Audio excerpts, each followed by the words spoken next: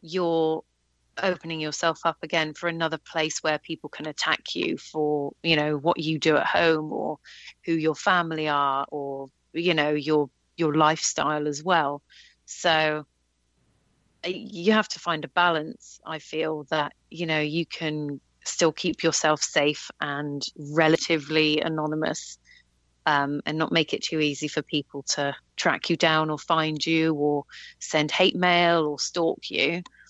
But you also like to, connect with people, because a lot of people like to know that you're a real person. You're not just this thing in a film or, photo on the internet. So you have numerous Twitter accounts, all for kind of different, not personas, but different sides of your career. Yes. So that must be interesting to play around with the different personalities. Do you find that any particular persona, shall we say, gets more abuse? Would you say it was, the dominatrix, the mud wrestler, the just the fetish performer?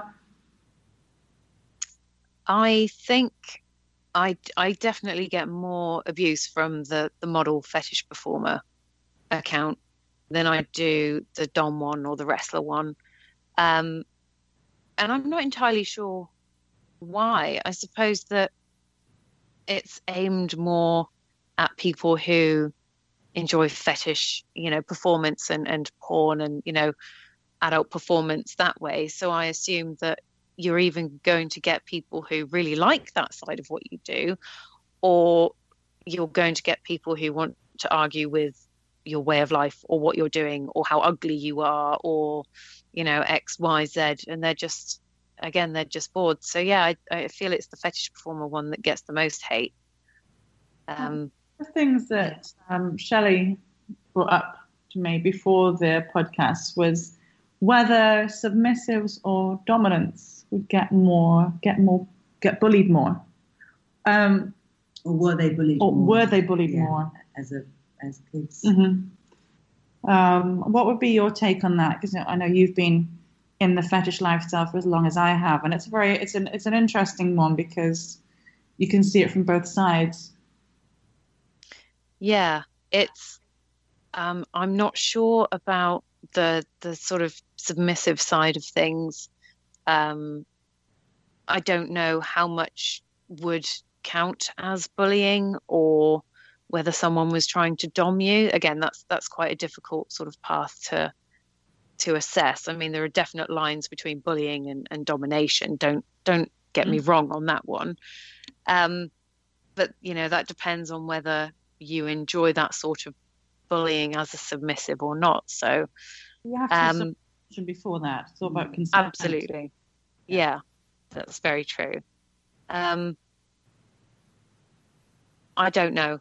I don't really get a great deal of hate from being a dom. Every now and again, I'll get a few subs getting angry with me because getting angry with me because I don't want to take them on, or I won't have a session with them, and I'll get the "you're an ugly slut," blah blah blah. No one would be your sub, etc etc. This is quite a thing though, isn't it, with men that don't get enough, men and probably women that don't get enough attention. So you get someone sending in unsolicited dick pic, and then when you tell them please don't send me that, they get angry with you. Or people asking for free photographs or free this, that, and the other, or just sending you a message. And I know how many messages performers get on a daily basis, and you don't respond to them immediately, and then they start getting aggressive. Yeah. I mean, it's almost like a constant tirade of abuse sometimes. Even in emails, if someone's had taken the time to write me an email, I appreciate that. But then if I don't reply within, an hour or so, they'll send another email with a question mark, and then another email with a question mark, and then another email with a question mark. And then by the time I read it, it's like 30 emails long, calling me all kinds of words under the sun. And I think they've really taken their time to find lots of abusive words. Good for them, Thanks, I guess. I don't know. So they must be really, really bored and stretching to spend that amount of time, on replying to me or replying to themselves. It's almost like people are setting the stage so they then can say, well, that's why I got angry, because you didn't respond. It's almost like giving themselves permission. Yeah, yeah. In the first hour, I wonder if that's a pattern for them, and then they can just feel rightly in their minds that they can absolutely go, bonkers when they write you the next email, perhaps.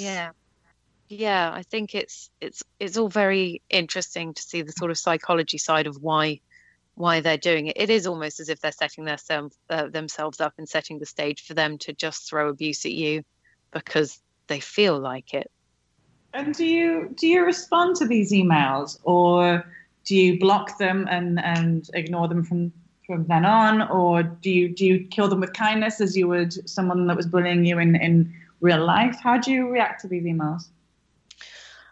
I used to respond, saying I don't, A, I didn't see this message. B, you've only given me an hour to reply, and I don't appreciate continual emails like this. It makes me not want to reply to you.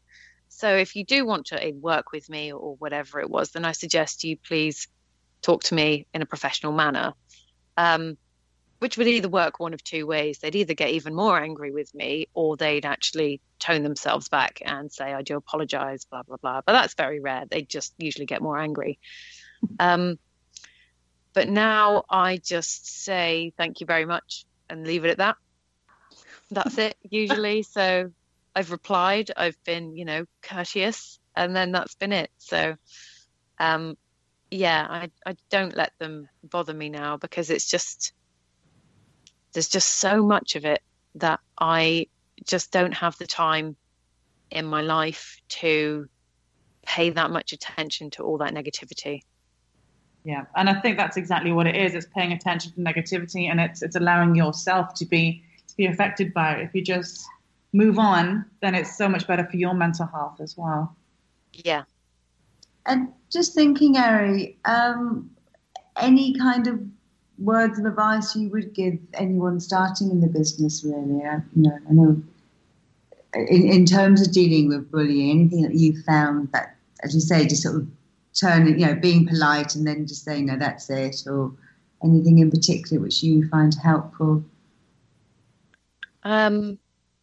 Just understanding that, unfortunately, and I wish it wasn't the case, but you are going to get a lot of hatred. It doesn't, the good far outweighs the bad. Don't get me wrong on that. You will always get haters. Everyone gets haters, and you'll always get people who just want to open their mouth and send you some of their unsolicited advice or their opinions. And that's what it is. You didn't ask for it. You don't deserve it. So I would just say thank you very much and move on from it. I think that's sensible. And as you say, there is no avoiding it. I think there is that reality, as you say, that unfortunately, because of the internet, that it's unavoidable, isn't it? I think for people in the business. Yeah, it's unfortunate, but you're going to get it. Everyone, even people who aren't in the industry get dick pics. So, so yeah, it's just thanks very much and move on. Yeah. Thank you so much, Ari, for coming on the show and for all that you do for Pineapple Support. You're an absolute superstar, and we appreciate you very much. Thanks. And thank you for sharing your experiences with us. And for everyone that's listening to the show, thank you again for listening to Pineapple Talk. And if you'd like to know more about Pineapple Support, please go to the website pineapplesupport.org. And if you'd like to know about being a listener, you can hit Ari up on social media at Araneae. Araneae is Araneae. Yeah? EAE. Yay. So close. Okay. Thank you so much again. And we hope you tune into the next show. Bye for now. Thank you. Thanks.